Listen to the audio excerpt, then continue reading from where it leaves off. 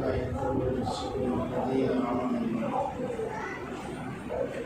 وانزل نصر الله ألا إن نصر الله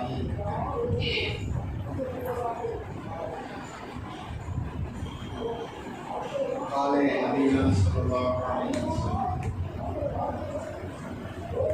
إن أصدق الحديث كتاب الله وأحسن الهدي صلى الله عليه وسلم وشر الأمور محدثاتها وكل محدثة بدعة وكل بدعة ضلالة وضلالة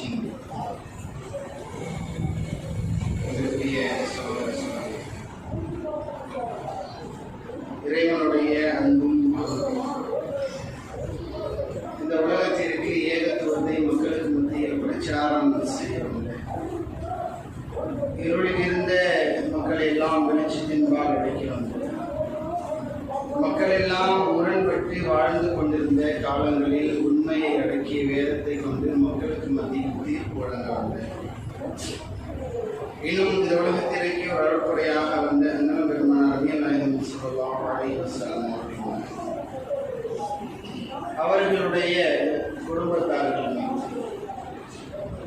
அவர்களுடைய சொல் செயல் அங்கீகாரத்தை தன்னால் இயன்ற அளவு தன்னுடைய வாழ்க்கையில் பின்பற்றி வாழ்ந்து மறைந்த சத்திய சகாபாக்கள் மீதும் சகாபிய பெண்மணிகள் குறிப்பாக இறைவன் என்னுடைய பாவங்களை மன்னித்து விட மாட்டானா, நான் அல்லது நாங்கள் சந்திக்கிற சிரமங்களுக்கும் சோதனைகளுக்கும் கவலைக்கும் துக்கத்திற்கும் தீர்வை தந்துவிட மாட்டானா, நான் ஆரம்பம் செய்த அல்லது ஆரம்பம் செய்ய இருக்கிற என்னுடைய வியாபாரத்தின் லாபத்தை அதிகரித்து விட மாட்டானா, வாடகை வீட்டிலே குடியிருக்கக்கூடிய நான் சொந்தமாக மனை வாங்கி சொந்த வீட்டில் குடியேறி விட மாட்டேனா, எனக்கு அல்லது எங்களுக்கு ஏற்பட்டிருக்கிற நோயிற்கு நிவாரணத்தை தந்துவிட மாட்டானா, இன்னும் உலகத்திலே வாழ்கிற என்னுடைய வாழ்நாளை அதிகரித்து விட மாட்டானா, மறுமை நாளை நான் கை சேதப்படும் போது ஏதோ ஒரு வகையில் கருணை காட்டி சொந்தத்தை தந்துவிட மாட்டானா என்று எல்லாவற்றுக்கும் கேள்விக்குறியோடு அமர்ந்திருக்கக்கூடிய நம்மளோர்கள் மீது இறைவனுடைய அன்பும் அருளும் பின்பற்றுமா. பெருமதிப்பிற்கும் மரியாதைக்கும் உரிய எல்லாம் நல்லடியார்கள், பல்வேறு விதமான எதிர்கால திட்டங்களோடு பல்வேறு விதமான எதிர்பார்ப்புகளோடு ஒவ்வொரு எதிர்பார்ப்புகளுக்கும் பல கட்ட குழப்பங்களோடு ஒவ்வொரு எதிர்பார்ப்பை எதிர்பார்த்து கொண்டோம். எதிர்பார்ப்புகள் நாள்பட வாரங்கள் மாதங்கள் வருடங்கள் இதற்கு தகுந்தாற்போல் எதிர்பார்ப்புகள் மாற்றப்பட்டாலும் மாறினாலும் எதிர்பார்க்க வேண்டிய எண்ணம் என்பது உள்ளத்தில் ஆழமாக பதிந்த ஒன்றாகத்தான் இருக்கிறது. உங்களுக்கு மத்தியில் நாம் எப்போது சந்திப்போம் என்ற கேள்வியின் தலைப்பாக தேர்வு செய்யும்.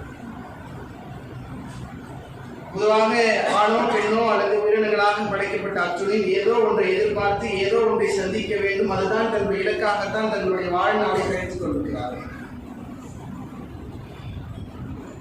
ஆனாலும் ஒரே ஒரு 3 எழுத்து வார்த்தை உலகத்தில் படைக்கப்பட்ட ஒட்டுமொத்த மக்களையும் பின்வாங்க வைக்கிற, அதன்பால் நேசிக்காத, யாரும் ஆசைப்படாத ஒரு 3 எழுத்து வார்த்தை என்பது உலகத்தில் ஏராளமான மக்களால் வெறுத்து ஒழுக்கப்பட்டுக் கொண்டுதான் இருக்கிறது. திருக்குறானை படித்தவரும் சரி படிக்காதவரும் சரி, அதன்படி வாழ்ந்தவர் வாழாதவர், திருக்குறானை படித்தவர் படிக்காதவர், தொழுதவர் தொழாதவர், நோன்பு வைத்தவர் வைக்காதவர், இறைவன் இருக்கிறான் என்று சொல்பவரும் இறைவன் இல்லை என்று வாதிடக்கூடியவரும் கடவுளே இல்லை என்று மறுக்கக்கூடிய ஒட்டுமொத்த சாரார்களும் ஒரே ஒரு 3 எழுத்து வார்த்தையின்பால் மண்டிடக்கூடிய நிலைதான் எல்லா சாரார்களுக்கும் அது யதார்த்தமான ஒன்றாகத்தான் இருக்கிறது. வாதத்திற்கு உட்படுத்த முடியாத, அதை கொண்டு வாதம் செய்ய முடியாமல், இல்லை என்று யாராலும் மறுக்க முடியாத ஒரு 3 எழுத்து வார்த்தை தான் நம்மை பார்த்து கொண்டிருக்கு. நாம் அதை வெறுத்து சற்று விலகி கொண்டுதான் இருக்கிறோம். அதுதான் மரணம். எக்குரோன் ஐகுனாலும் நபியே நீங்கள் சொல்லுங்கள், ஆதமுடைய மகன் வளர்ந்து கொண்டே இருக்கிறான். எக்குரோன் இஸ்னானுமாள், அவனோடு 2ம் சேர்த்து வளர்ந்து கொண்டிருக்கிறது. உலகத்தை நேசிக்க வேண்டும், உலகத்தினுடைய மோகம், உலகத்தினுடைய ஆசை அத்துணால் உள்ளத்தை கட்டி கொண்டிருக்கிறது. இதிலே பொருளாதாரத்தை திரட்ட வேண்டும், பொருளாதாரத்தை சேகரிக்க வேண்டும், இதன்பால் என்னுடைய வாழ்க்கை செம்மையாக்க வேண்டும்.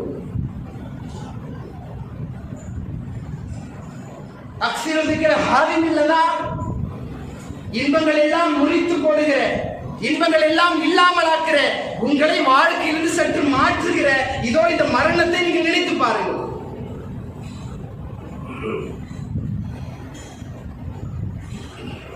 நீண்ட நெடிய உரையை விட, திருக்குர்ஆனை தேடி பார்த்து படிக்கிறதை விட, கேள்விப்படுகிற அல்லது பார்க்கிற ஒரே ஒரு செய்தி உள்ளத்தை ஏராளமான வகையில் கண்கலங்க செய்யும். நாம் பார்த்தே பேசியே பழகிய உறவாடிய ஒருவரை வெள்ளை துணியிலே போர்த்தப்பட்டு கப்பலிடப்பட்டு அவரை ஒரு மெத்தையிலோ அல்லது பெஞ்சிலே கிடத்தப்பட்டு உள்ளங்கள் எல்லாம் பிடிக்கப்படுமே, உள்ளத்தில் சில குழப்பங்கள் ஏற்படுமே. எவ்வளவு நீண்ட நெடிய உரை கேட்டாலும் அந்த குழப்பம் என்பது, அந்த அச்சம் என்பது யாராலும் கொண்டு வர முடியாத யதார்த்தமான ஒரே ஒரு செய்தி ஏற்படுத்திவிடும். பார்த்த ஒருவர், காலையில் பார்த்த ஒருவர் மதியம் மரணித்தால் உள்ளம் எல்லாம் படப்படைக்கிறது. தாயோ தந்தையோ சகோதரனோ சகோதரியோ அல்லது உறவினர்களோ யாரோ ஒருவரால் மரணித்தார் என்ற செய்தி கேட்கும் பொழுதே உள்ளம் படப்படுகிறது. அது அவருக்கான எச்சரிக்கை. வாழ்கிற உனக்கான, அவரோடு அவருடைய வாழ்க்கைக்கான முடிவு, வாழ்கிற உங்களுக்கான எச்சரிக்கை. பாத்துக்க, உன் சொந்தக்காரன் பக்கத்து ஊரும் பக்கத்து அவன் கிட்ட வந்துட்டேன், நான் இன்னும் உன்னை சந்திக்க இருக்கிறேன், சந்திப்பேன். அல்லது ஹலக்கல் மௌத்தோல ஹயாத், அதே நீங்கள் சொல்லுங்கள், மரணத்தை வாழ்க்கை நான் தான் படைச்சேன். இல்லை எவ்வளவு இல்லையா ஐயுக்கும் அழைச்சனங்களா, உங்களின் நல்ல அமல்களால் சிறந்தவர் யார் என்பதை சோதிப்பதற்காக தான் இந்த உலகம் மரணம். என்னை வணங்கியவர் யார், வணங்காதவர் யார், திருக்குர்ஆனை படித்தவர் படிக்காதவர், பள்ளிவாசலோட தொடர்பு வைத்தவர் வைக்காதவர், நிர்வாகத்தை சரியாக செய்தவர் செய்யாதவர், குறை சொன்னவர் குறை சொல்லாதவர், குறை மறைத்தவர் மறைக்காதவர், நோய் வைத்தவர் வைக்காதவர், போர்க்களம் சென்றவர் செல்லாதவர், தர்மம் தந்தவர் தராதவர், உங்களில் பொறுமையாளர் என்று எல்லா மக்களுக்கு மத்தியிலே பிரித்து காட்டுவதற்காக தான் இந்த உலக வாழ்க்கை. அம் ஹஸிப்தும் அன் ததுகுலுல் ஜன்னah, சொர்க்கத்திற்கு இலகுவாக சென்று விடலாம் என்கிறீர்களோ? வலம்மா யஅலமில்லாஹு வல்லதீன ஜாஹது மின்கும், உங்களில் தியாகம் புரிந்தவர் யார், தியாகம் புரியாதவர் யார், போர்க்களம் சென்றவர் செல்லாதவர், நிர்வாகம் செய்தவர் செய்யாதவர், அதிலே குறைபாடு செய்தவர், அந்த குறை மக்களுக்கு மத்தியிலே சுட்டி காட்டியவர், அவருடைய மானத்திலே விளையாடியவர், சபை பாராமல் அதை குச்சி காட்டியவர், பொறுமை என்ற வார்த்தைக்கு அர்த்தம் விளங்காதவன், அத்துணை சாராரையும் நான் நாளை மறுமையில் அடையாளப்படுத்துவோம். வெட்ட வெளியில மறுமை நாள்ல ஒரு ஆளை பார்த்தாலே தெரிந்துவிடும், இவன் யார், இவன் வட்டி வாங்கினவன், இவன் களவாடினவன், இவன் பொய் சொன்னவன், இவன் பள்ளிவாசல சொத்தை சுரண்டினவன், இவன் இதை தன்னுடைய சுயநலத்துக்காக பாடுபட்டவன், இவன் ஆட்சியில ஒரு காலே சேத்துல ஒரு கால் இருந்தவன் என்ற அத்துணையும் அடையாளமாக காட்டப்படும்.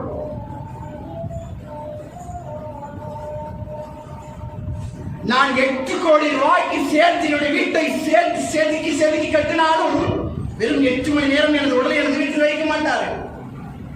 8 கோடி ரூபாய் அண்டை நாடுகளுக்கு சென்று என்னுடைய இளமை எல்லாம் இழந்து நான் செதுக்கி எங்கெங்கோ ஏற்றுமதி செய்து இறக்குமதி செய்து நான் எனது வீட்டை அலங்கரித்தாலும் வெறும் 8 மணி நேரம் கூட எனது உடல் எனது வீட்டில் இருக்காது.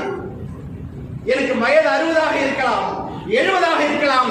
அந்த நேரத்தில் உன்னுடைய பெயர் மாற்றப்படும், ஜனாசா என்று புது பெயர் வைக்கப்படும். நீ அப்துல்லாவாரு, உமராரு, அப்துல் ஹாப் தகதா உஸ்மானி யாராக வேண்டுமென்றால் இருந்துக்கொள், நாம் உனக்கு ஒரு பெயரை வைப்போம். நீ குழந்தையாக இருந்தாலும் சரி, இளமையாக இருந்தாலும் சரி, முதுமையாக இருந்தாலும் சரி, கிழவனாக இருந்தாலும் சரி, அப்பொழுதுதான் உனக்கு பெயர் மாற்றப்படும். நீ ஜனாசா, அவ்வளவுதான்.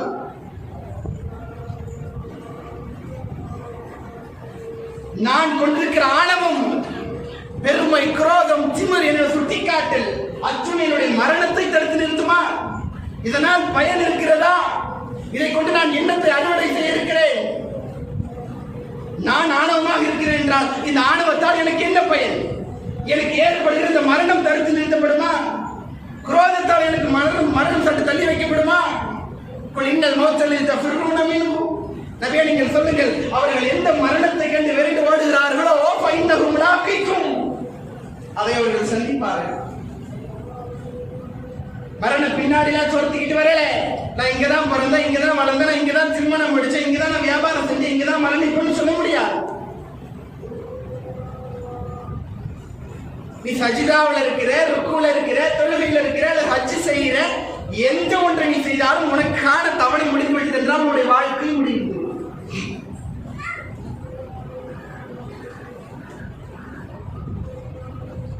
எனக்கு என்று இறைவன் ஒரு வினாத்தாளை தந்திருக்கிறான்.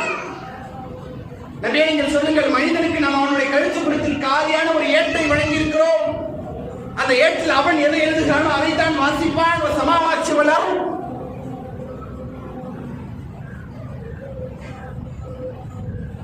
நான் என்னுடைய வினாத்தாளை விட்டுவிட்டு இன்னொருவருடைய வினாத்தாளை பார்த்தேன் என்றால் நான் நிச்சயம் பயிலாக தான்.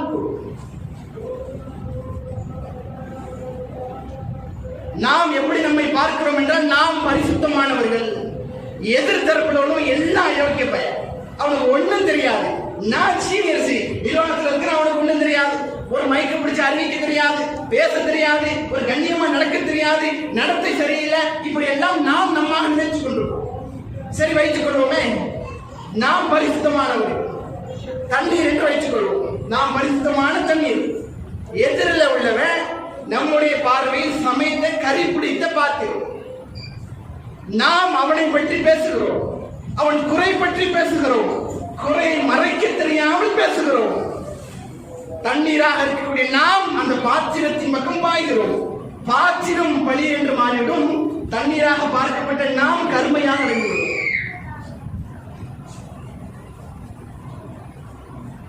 ஒரு தடவை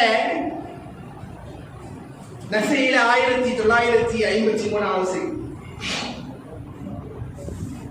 ஒரு கிராமவாசி இஸ்லாத்துக்கு வந்துடுறாங்க. இஸ்லாத்துக்கு வந்து சில காலத்தில் இஸ்லாமிய சமுதாயம் போர்க்களத்திற்கு தள்ளப்படுகிறது. அப்ப இந்த கிராமவாசி கேட்கிறாங்க, யாரும் சொல்லலாம் தோழரே, நான் போர்க்களத்தில் கலந்து கொள்ளலாமா என்று கேட்கிறார்கள். போர்க்களத்தில் நீங்கள் கலந்து கொள்ள வேண்டாம். இந்த இஸ்லாத்துக்கு வந்த கிராமவாசி முதலில் இந்த கேள்வி கேட்டது நபிகளார் வியப்படைகிறார்கள். சொற்ப காலம் கூட இல்லை, இஸ்லாத்தின்படி வாழல, இன்னும் திருக்குறானை பற்றி அறிமுகம் இல்லாதன்பால் எந்த ஒன்று செய்து உள்ளத்தில் ஆழமாக போய் சேர்ந்திராது இவரால் எப்படி கேட்க முடிந்தது? அவர் ரசூலா வாகனத்தினுடைய தளபதியை நியமிக்கிறாங்க. போர்க்களம் முடிந்து விடுகிறது. இஸ்லாமிய சமுதாயத்திற்கு வெற்றியும் கிடைத்து விடுகிறது. போர்க்களத்தில் கைப்பற்றப்பட்ட கனிமத்து பொருட்களை மக்களுக்கெல்லாம் பிரித்து கொடுக்கிறார்கள். இந்த கிராமவாசி வீட்டுக்கு போயிடுறாங்க. 2 நபித்தோழர்கள் நியமனம் செய்கிறார்கள். இந்த கிராமவாசி போர்க்களத்தில் கலந்து கொண்டார், அவருக்குரிய பங்கை நீங்கள் கொடுத்து விட்டுவார்கள் என்று 2 நபித்தோழர்கள் நியமனம் செய்து வீட்டுக்கு அனுப்புறாங்க. வரும்பொழுது 3 நபர்களாக வருகிறார்கள். 2 நபித்தோழர், ஒரு கிராமவாசி.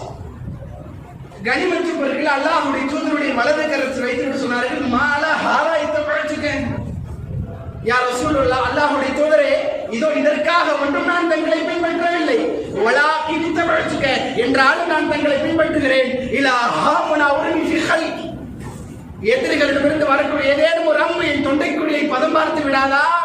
ஃபமூத், அதன்பால் நான் மரணித்து விட மாட்டேனா? ஃபதுகுலுல் ஜன்னah, அதை கொண்டு நான் சொர்க்கத்தில் நுழைந்து விட மாட்டேனா என்பதற்காகத்தான் நான் போர்க்களம் வந்தேன். நான் போர்க்களம் வந்தது என்னுடைய மரணத்தை எதிர்பார்ப்பதற்காக, நான் என்னுடைய மரணத்தை சந்திப்பதற்காக, உலக வாழ்விற்கு ஒரு முடிவு கட்டுவதற்காக தான் நான் போர்க்களம் வந்தேன் என்று சொன்னார். அஷ்ரஃபுல் பஷீரின் சொர்க்கத்திற்கு நற்செய்தி கூறப்பட்ட அத்துணை நபித்தோழர்களுடைய கண்களுடைய பார்வைகள் எல்லாம் இதோ இந்த கிராமவாசியின் பக்கம் திரும்புகிறது. இஸ்லாத்தின்படி வாழல, நீண்ட கால வாழ்க்கையும் இல்லை, சொற்ப காலம். எப்படி இவரால் சொல்ல முடியும்? ஆச்சரியத்தோடு அத்துணை கண்களும் பார்த்துக் கொண்டிருக்கிறது. எங்கேயோ இருந்து ஒருவன் இஸ்லாத்திற்கு வருகிறான், அவன் அறிமுகம் இல்லாத திருக்குறானை புரட்டுகிறான், படிக்கிறான், மன்னன் செய்கிறான், அதன்பால் மக்களுக்கும் ஏதோ ஒரு செய்தியை சொல்லுகிறான். இங்கேயே பிறந்து இங்கேயே வளர்ந்து வாழையடி வாழையாக பல சந்ததிகளை பார்த்து உங்களால் திருக்குறானை படிக்க முடியாதா? உங்களுக்கு திருக்குறான் விளங்காதா? உங்களுக்கு மனநமாக்கப்படாதா? அப்படி என்றால் திருக்குறான் விளங்காத வகையில் இருக்கிறதோ? அப்பலா யத்தபருனல் குர்ஆன், இந்த குர்ஆனை அவர்கள் சிந்திக்க வேண்டாமா? அவலா குலூபுஹும் அக்ஃபாலுஹா, சிந்திக்காமல் இருப்பதற்கு உள்ளத்தில் குத்தி ஏதாவது போட்டிருக்கிறதா? சிந்தித்து பார். முன்ன முரண்பாடு இருக்கா, இலக்கண பிழை இருக்கா, ஆபாசமா பேசுதா, உன்னால தாங்க முடியாத, ஏற்றுக்கொள்ள முடியாத கொள்கை உன்னால் திணிக்குதா, அல்லது பெண்களை அடிமைப்படுத்துகிறதா? இதில் எதை கண்டாய்? அதன் பிறகு ஏன் இதன்படி வாழ்வதற்கு மறுத்துக் கொண்டிருக்கிறார்?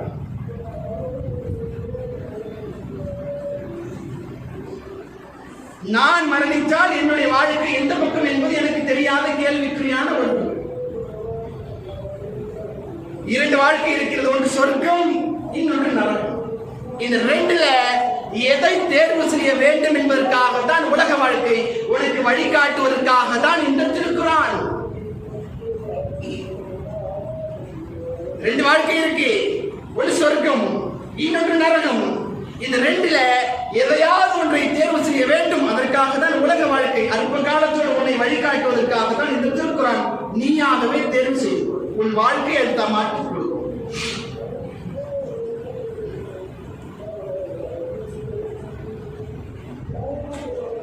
நான் ஏன் அடிச்சவனை பார்க்க வேண்டும்? அது எனது வேலை இல்லை.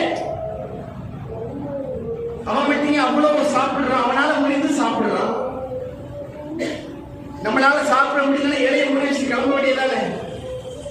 அவன் ஏன் அவ்வளவு சாப்பிடுறான் என்று ஆராய்ச்சி செய்தோம் என்றால் நாம் நம்முடைய வாழ்க்கை இழந்து விடுவோம். முதலில் நாம நம்முடைய குடும்பம் வாழ்றதுக்கு செலவு ரொம்ப கம்மிங்க. எப்ப அடுத்தவனை போன்று வாழ வேண்டும் என்று ஆசைப்படும் அப்போதெல்லாம் செலவு கடன் எல்லாம் பிடிச்சிட்டு போயிடுச்சு. இதுதான் யதார்த்தமான வாழ்க்கை. நாம நம்முடைய குடும்பம், மனைவி, மக்கள், பேரம் பேசி இப்படி நாம மட்டும் வாழ்றதுக்கு செலவு ரொம்ப கம்மி. எப்ப பக்கத்து வீட்டுக்காரனை போல, எழுத்த வீட்டுக்காரனை போல, அடுத்த வீட்டுக்காரனை போல வாழணும் ஆசைப்பட்டோமோ அதோடு நம்முடைய வாழ்க்கையில் நிம்மதியும் முடிஞ்சிருது.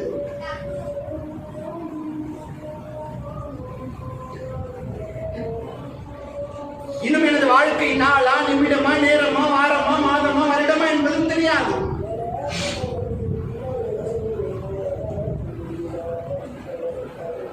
எவனோ ஒருவனால் தந்தது. இந்த உலகத்தில் நான் என்ன செய்தேன்? என்னுடைய அறிவால் எல்லாம் செய்யப்பட்டதா? என்னுடைய ஆணவத்தால் இது நடந்ததா? என் குரோதம், சின்ன என்னுடைய விதண்டாவாதம், குறை சொல்ல வேண்டும் என்ற எண்ணம் அதால் இது உருவாக்கப்பட்டதா? ஒருவனால் தரப்பட்டது. அதனுடைய பிரதிபலிப்பு தான் நீ ஜெராக்ஸ். அவ்வளவுதான்.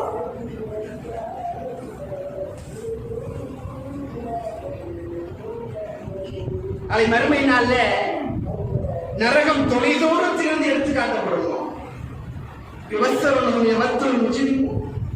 அந்நாளில் நரகத்தை திரையாக பார்க்கப்பட்ட உடனே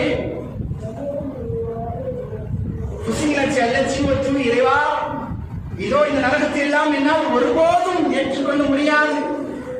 இதோ எனது உறவினர்களின் பக்கத்து வீட்டுக்காரன், என் எழுத்த வீட்டுக்காரன், ரத்தம், என் மாமா, மச்ச, அக்கா, தம்பி அத்துணை சாராரின் நரகத்திற்காக எடுத்துக்கொள்ளும். அது இல்லையா?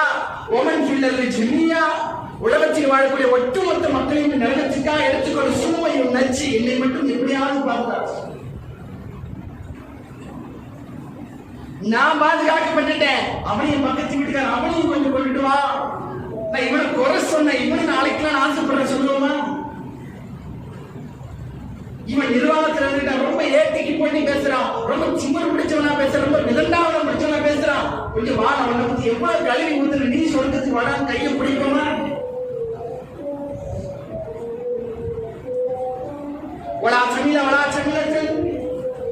நரகத்தை பார்த்த மறுகணமே கருவை சுமந்த ஒரு பெண் அதை ஈன்று விடுவாள். அது ஈன்றது ஆணோ பெண்ணோ என்று தெரியாது, அந்த அளவிற்கு மதிமயக்கப்பட்டிருப்பாள்.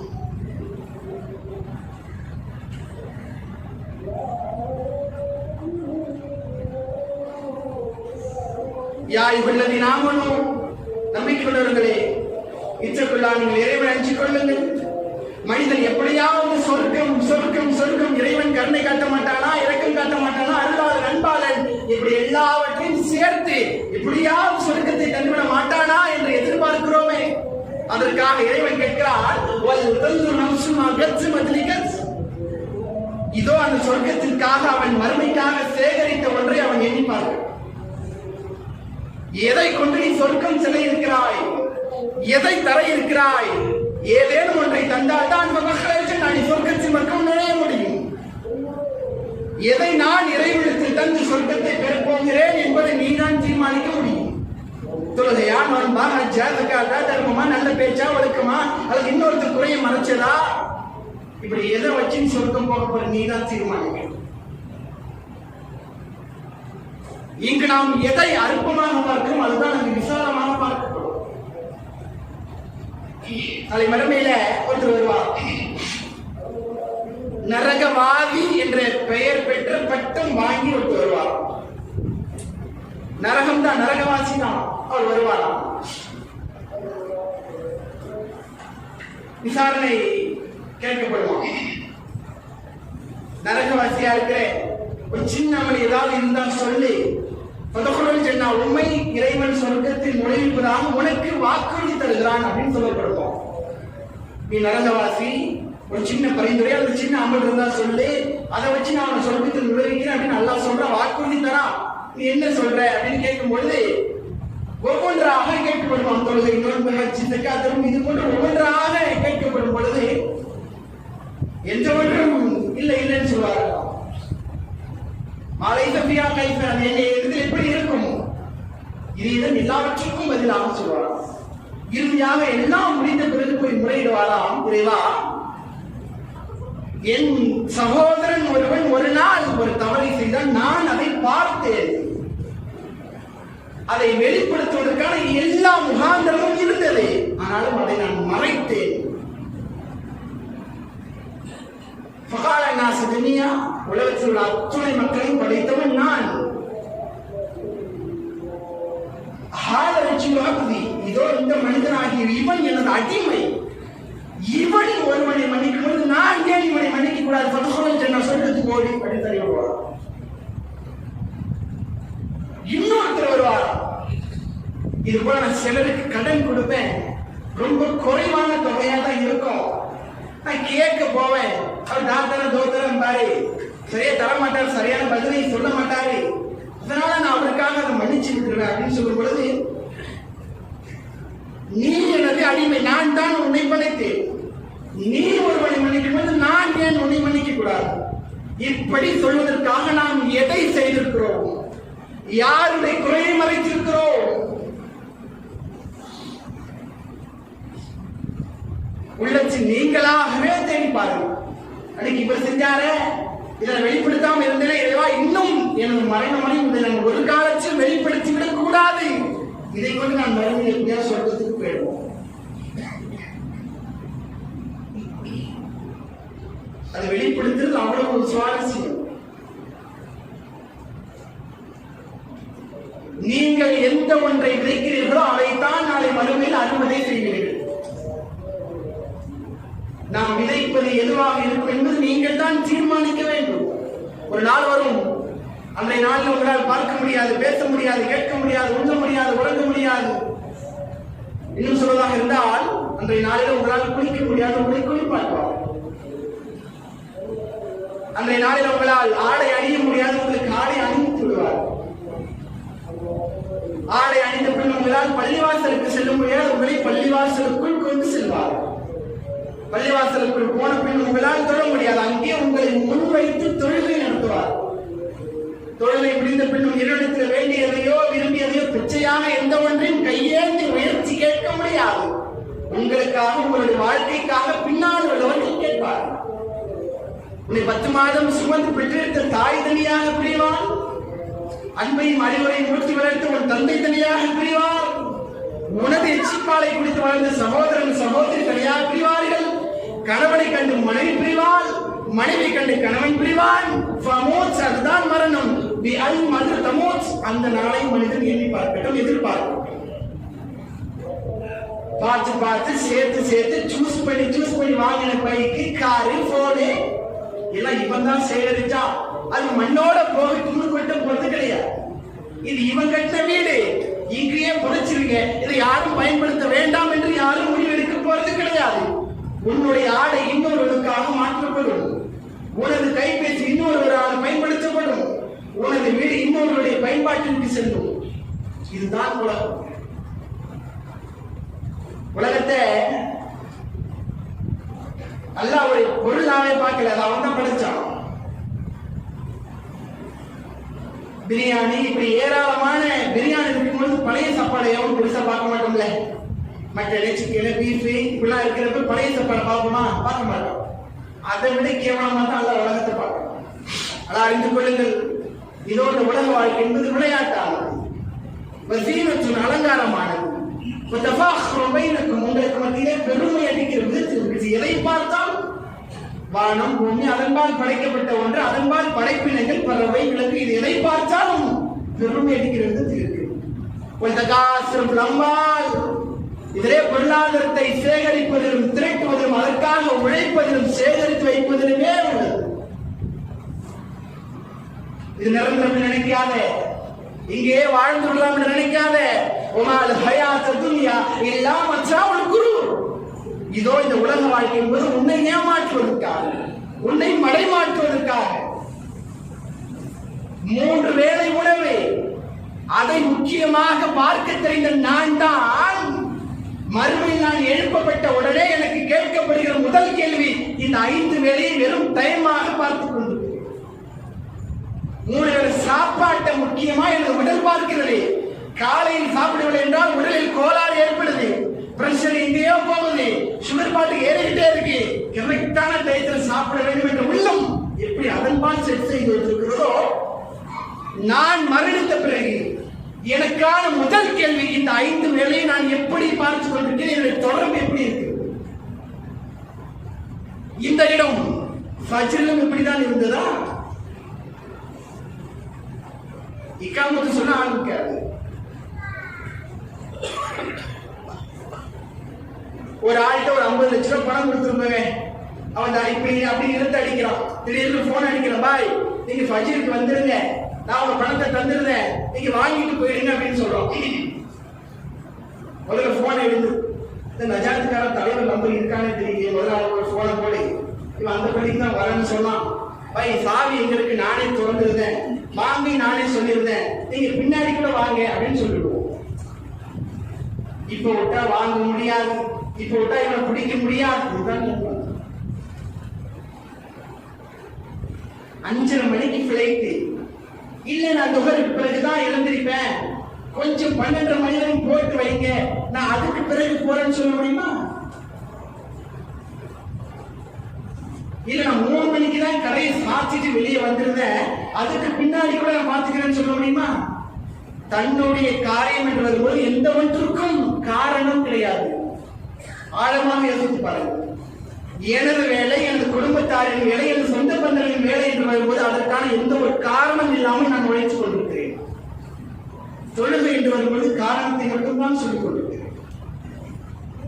படுக்கறையில் இருந்து 10 நிமிடம் எழுந்து பள்ளிவாசலுக்கு வராத வந்தால் கபரில் இருந்து எழுந்து சொர்க்கத்தில் நுழைந்து விட வேண்டும் என்று ஆசைப்படுகிறான், எந்த ஒன்றும் இல்லாமல்.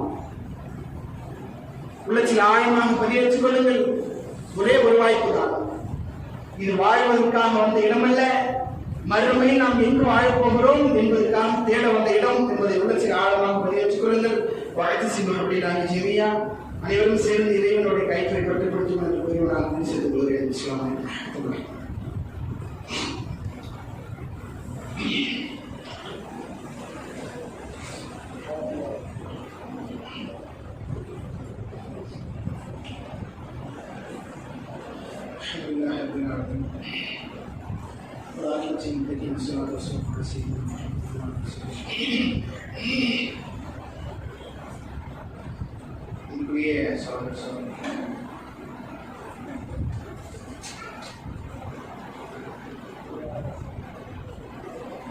வாழ்க்கை இனி எவ்வளவு நாள், எவ்வளவு வாரம், எவ்வளவு மாதம், வருடம்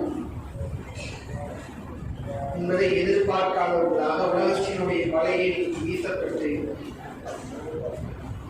அதன்பால் வெளியேற முடியாமல் மாற்றி கொண்டு தவிர்த்து கொண்டிருக்கிறோம். ஏன் நபித்தோழர்களை போன்று ஏன் நம்மால் வாழ முடியவில்லை? ஏன் அந்த எண்ணம் நமக்கு இன்னும் உள்ளத்தில் ஆழமாக பதியவில்லை? அவர்களுக்கும் நமக்கும் பெரிய வித்தியாசம் கிடையாது. நபித்தோழர்களை பொறுத்தவரையில இஸ்லாத்திற்காக தங்களுடைய உயிர்களையும் உடைமைகளையும் தியாகம் செய்து வாழ்ந்தார்கள். மாற்று கருத்தில் எதை புரட்டினாலும் நாம உலகத்திற்காக இஸ்லாத்தையே தியாகம் செய்து கொண்டு வாழ்கிறோம். இங்கு அடிப்படை வித்தியாசம், அடித்தள வித்தியாசம், அதன் மேல் எழுப்புகிற அத்துணை வித்தியாசம். அவர்களுடைய வாழ்க்கை இஸ்லாத்திற்காக தங்களுடைய உயிர்களையும் உடைமைகளையும் உலகத்தையும் தியாகம் செய்து வாழ்ந்தார்கள். நாம உலகத்திற்காக இஸ்லாத்தையே தியாகம் செய்து கொண்டு வாழ்வோம்.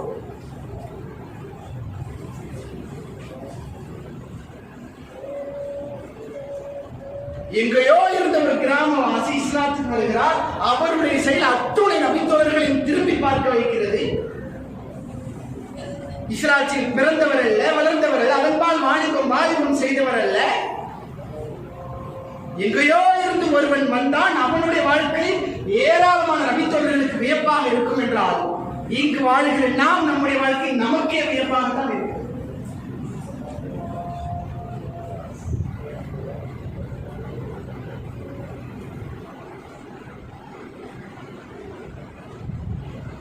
என்றால் உலகத்தினுடைய ஆசை அந்த அளவிற்கு மரணத்தை மறைமாற்றிக் கொண்டிருக்கிறது.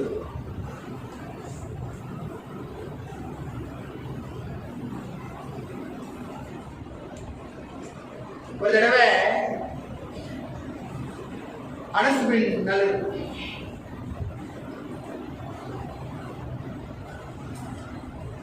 பத்ர் போர்க்களம் நடக்கிறப்ப இவங்க வியாபாரத்துக்காக வெளியில போயிடுறாங்க.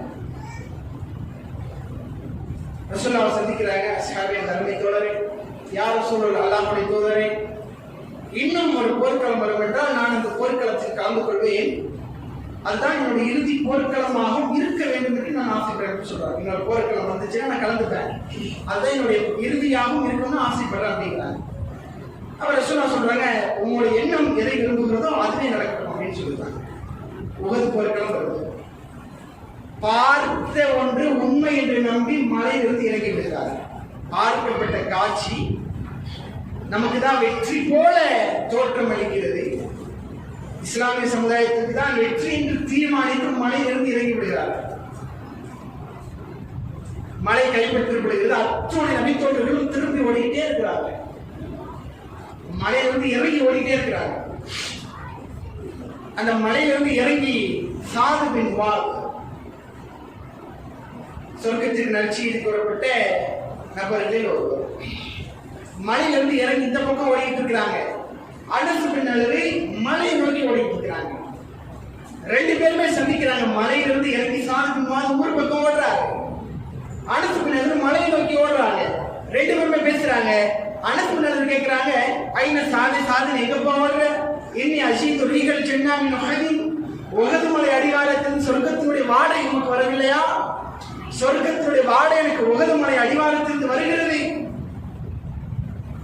ஏன் ஓடுகிறாய் என்று கேட்கிறார்கள். அனஸ் பின் நலர் அதெல்லாம் பார்க்கல, ஓடிக்கிட்டே இருக்கிறாங்க. அனஸ் பின் நலர் மலையை நோக்கி போறார்கள்.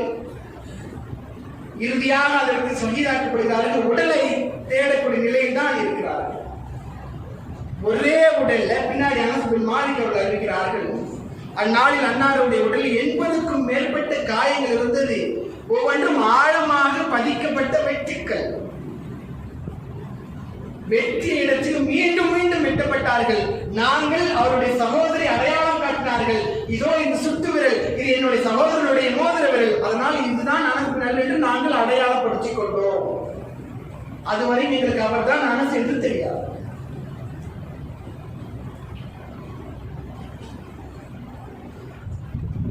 சொன்ன வார்த்தை அதுதான், எனது போர்க்களம் நான் கலந்து கொள்வேன், இதுதான் இறுதியாக இருக்கும் என்று சொன்னார். உள்ளத்தில் ஆழமாக பதிவேற்றிக் கொள்ளுங்கள். ஒரே ஒரு வாய்ப்பு தான். ஒட்டுமொத்த உலகிற்குமே சவாலாக தான் நினைச்சிருக்கிறாங்க. ஆனா நமக்கு வெறும் ஷோ புத்தகமா அலுமாரில வச்சு பார்க்கிற, Ramadan to Ramadan point to point bus மாதிரி ரமலான் டு ரமலான் ஓபன் பண்ணி படிக்கிற, நேரத்தை ஓட்டுற, அப்படி ஒரு வெறும் ஏடா தான் பார்க்கிறோம். NASA, National Aeronautic and Space Administration, the world wide number 1 research centre, the capital of Washington, government $80,000 turn over பண்ணக்கூடிய ஒரு நம்பர் 1 அறிவியல் ஆராய்ச்சி குழு. கேரி மில்லரால் கிறிஸ்துவ போதகரால் உருவாக்கப்பட்ட ஒன்று. ஆகஸ்ட் மாதம் 1968 16 உருவாக்கப்பட்டது. இது நாள் வரையும் 92 ஆராய்ச்சிகள் செய்திருக்கிறார்கள். திருக்குறானை பற்றி ஆராய்ச்சி 92 ஆராய்ச்சிகளில் 92 நபர்கள் இஸ்லாத்தை நோக்கி வந்துள்ளார்கள். 92 ஆராய்ச்சி செய்யறாங்க. 92க்கும் ஒருத்தரா காலியாகிட்டே இருக்கிறாங்க. இப்ப கேரி மில்லர் இல்ல, இப்ப பிலாசபர் அப்படிங்கிற அவருடைய ஹெட்ல தான் நாசா இயங்கிட்டு இருக்கு. இப்ப நாசா சொல்றான், நான் திருக்குறானை பொய்ப்பிக்க வேண்டும் என்பதுதான் என்னுடைய உன்னதமான கொள்கை. நான் அதை பொய்ப்பிக்க நினைத்தால் என்னிடம் உள்ளவன் எவ்வளோ ஒருவன் கழற்றிக் கொள்கிறான், இஸ்லாத்தின் பக்கம் நுழைந்து கொள்கிறான். அதனால் திருக்குறானை எடுப்பதற்கு எனக்கு அச்சமாக இருக்கு என்று சொல்றாங்க.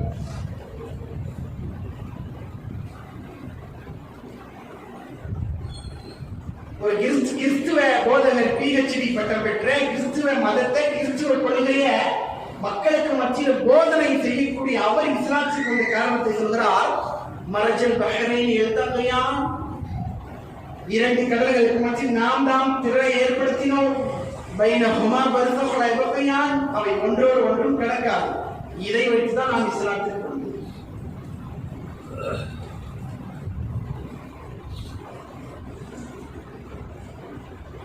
கோழி குப்பையில கிடக்கிற புழுவதான் இலக்காக பார்க்கும். அதில் எவ்வளவு விலை உயர்ந்த மாணிக்கங்களோ ரத்தனங்கள் இருந்தாலும் அது விளங்காது. எல்லாருக்கும் ரொம்ப சிம்ம சொப்பனமா விளங்குற திருக்குறான் கையில வச்சுக்கிட்டு தான் வாழ்க்கையினுடைய தத்துவத்திற்காக போராடி கொண்டிருக்கிறோம். ஒரே ஒரு வாய்ப்பு தான், ஒரு வழி பாதை தான், பின்னால் எல்லாம் திரும்பி செல்ல முடியாது. இங்கு நாம் எதை விதைக்கிறோம் அதைத்தான் அறுவடை செய்திருக்கிறோம். அதனால் விதைக்கக்கூடிய விதை சரியாக நீங்கள் விதைத்து பாருங்கள். அதை திருக்குறானோடு தொடர்படுத்திக் கொள்வதற்கு நான் பேசிக் கொள்கிறேன்.